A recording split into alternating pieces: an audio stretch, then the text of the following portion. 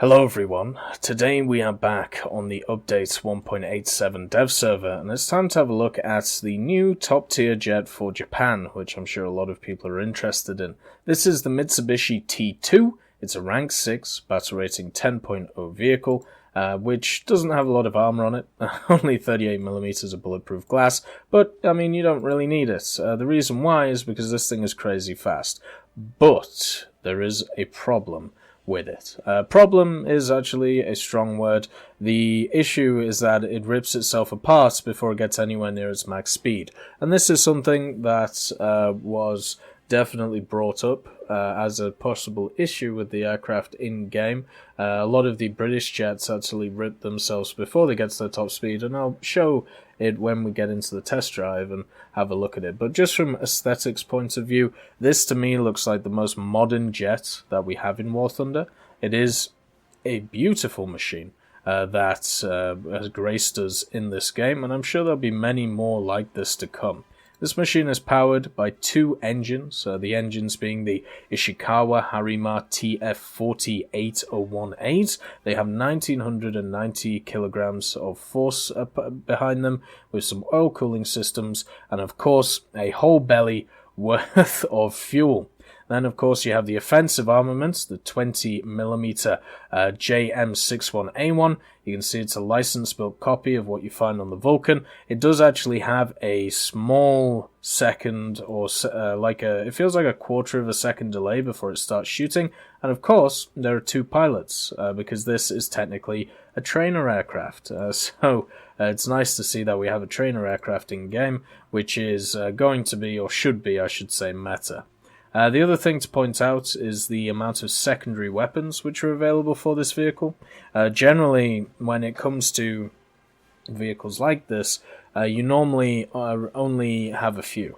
But one of the nice trends that we've seen at the top tiers of aircraft right now is that we are starting to get a ridiculous amount of actual modifications and secondary weapons for these. So we start off with the 7 500-pounders, and then we have 5 Cone 750s, and then you have, of course, the Mighty Mouse rockets, AIM-9Bs, 9Bs along with bombs, and then with the other bombs, and then with the Mighty Mice, and then, of course, the AIM-9Es with all of the other stuff as well. So you can take a lot of armaments on this, and a lot of cross-armaments. So you can see you can have the bombs and the air-to-air missiles. You can see that you can have the air-to-air missiles and the rockets. For me personally, I think the AIM-9Es are the best place to go, because they are just a straight upgrade over the 9Bs. So the 9Bs, if we have a look here, you'll see that their maximum overload is 6 Gs, weapon lock range in rear aspect is 4 kilometers, and also, you have the maximum speed of the trajectory is 800 meters per second. Now, if we have a look at the AIM-9Es, it is 5.5 kilometers weapon lock, 800 meters per second max speed, 10 Gs on maximum overload, so these are just the better option. You know, there is no real reason to use the AIM-9Bs, they are even the same cost. Now, when we look at the belt for the offensive 20mm, starts off with an API-T, heavy, API-T heavy. The armored targets has a little bit more AP in it, and then the air targets has a little bit less AP. It's kind of as simple as that. And the AP itself pens 58mm, which is quite a lot, and especially with stuff like the Tunguska being brought around, there is definitely an aspect which means that in ground forces, the 20 should do some work against some vehicles. Whether you get close enough to use it or not is obviously a different question. A lot of things, such as the camouflages, were shown off on the dev blog, and I was personally really looking forward to seeing them. So let's have a look at them.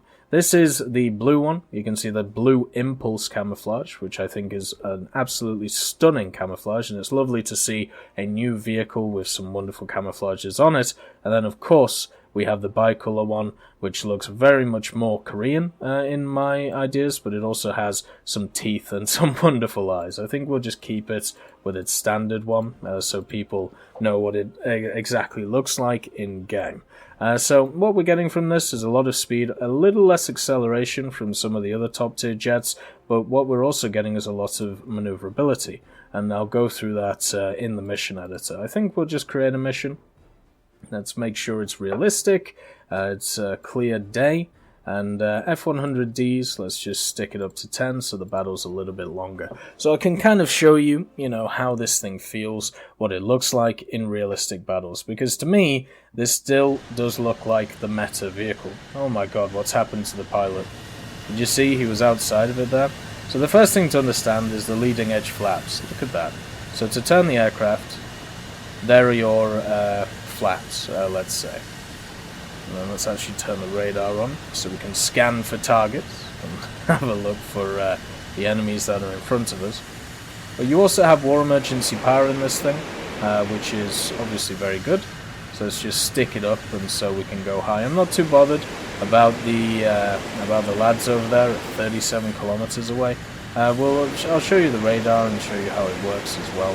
I probably won't be using the new radar system in this video. I'll save it for another one. And the main thing is the leading edge flaps that you can see on this. It also has some air brakes that you can see at the bottom there. Very effective. Not as effective as some other machines, but still pretty effective. It's also got access to combat flaps, which I don't want to rip off, but they deploy incredibly quickly. And then as you can see, the tail is pretty much one to its own. Very similar to the late tier Sabres. And it has a huge rudder on it, which is great to see. So we're still gaining altitude. We're at 20 degrees, and the speed is 950 kilometers an hour, and increasing, may I just say. So that is something to think about. This thing can really motor when it feels like it. We're going Mach 0.88, and we'll just level out now, because we might as well. So let's level out, and I'll show you the problem that I've personally found with this. So, we can just turn the radar off, there's no real use for it.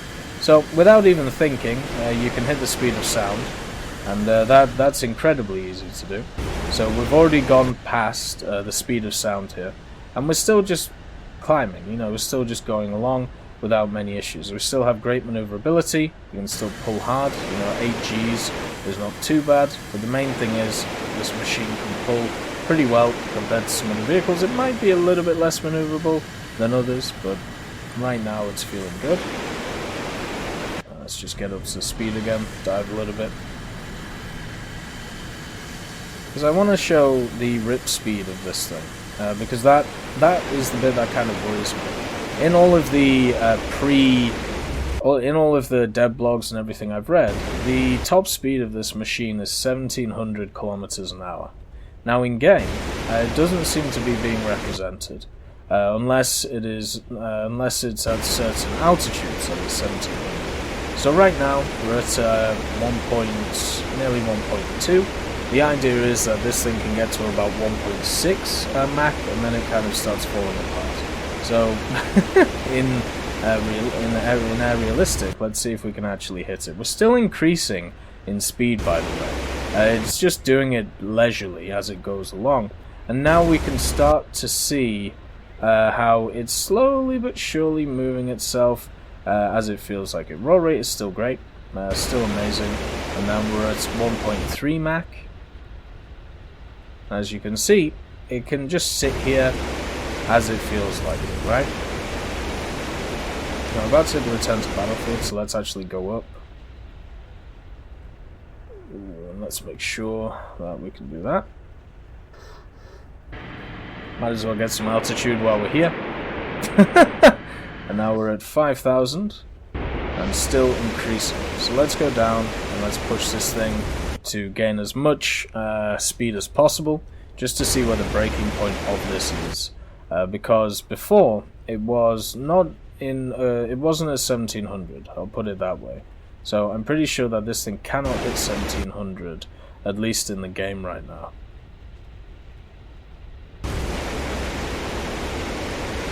For some reason on this map, it's struggling to get to its top speeds.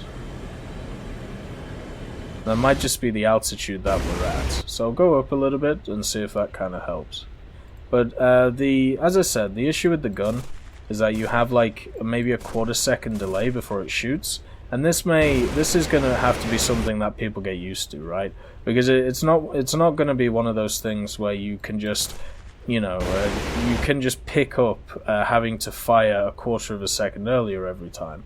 It's something that you're going to have to get used to, which I'm sure a lot of people will. The fact that it can only get access to 2 of the missiles definitely means that it won't be as competent as some of the others, which can get more, but they are 9Es, so they should be a lot more easier to hit.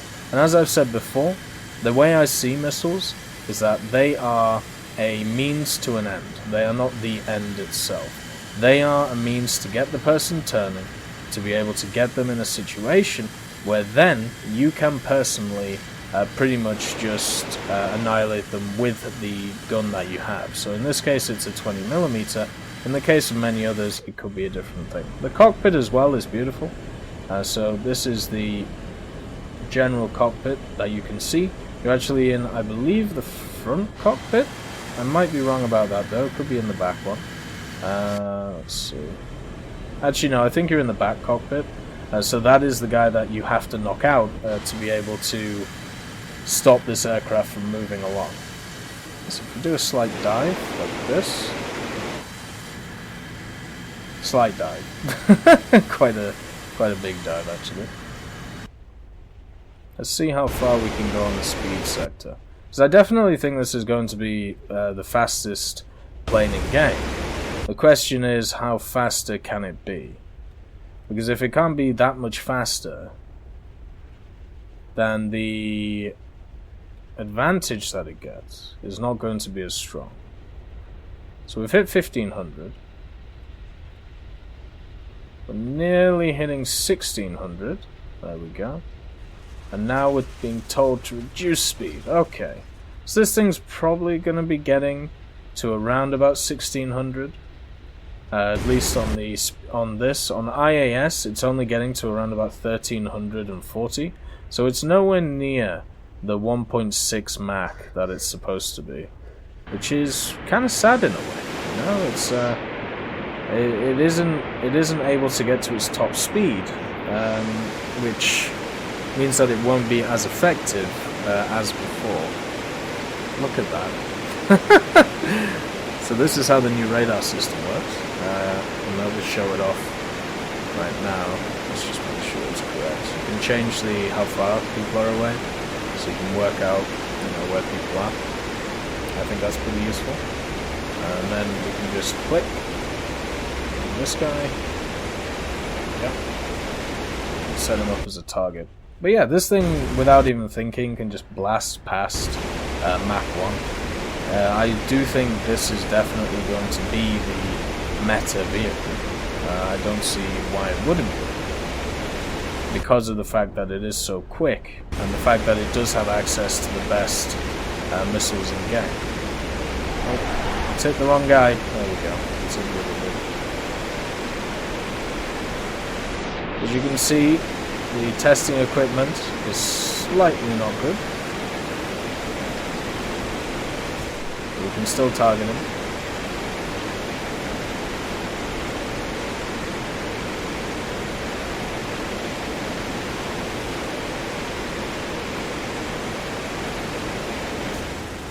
I wonder if it actually tells you where to shoot as well.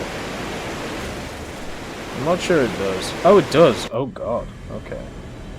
So it actually gives you a lead indicator in aerialistic. Wow. We live in an interesting world. I'll definitely give it that.